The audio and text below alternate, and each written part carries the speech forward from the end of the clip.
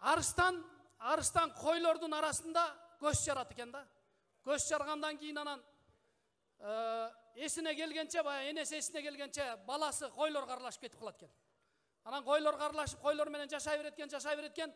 Күндөрдүн биринде бир Ачы Арыстан келип туруп анан не кылат экен, Ачы Арыстан келип туруп койлорго тиейин деп мынтип карап туруп анан койлорду кубалап жөнөйт экен да жайлоодон. Кубалап баратса эле арасында баягы кичинекей арыстан качып баратат дейт. Анан мынтип туруп колу менен чаап көрөт экен, чаап бери тартса токтобойт дейт. Чапса токтобойт дейт, анан башка чаап туруп токтотуп туруп анан желкеден алат экен да, "Эй, кой жебесем жок.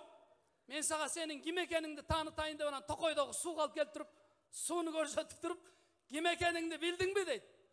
Деп туруп анан "Сен арыстансың, арыстан баласың" деп анан жерге таштагандан анан "Рахмат, менин ким экенимди билдирдиңиз" деп туруп анан арыстанды ээрчип кетет экен да артынанчы.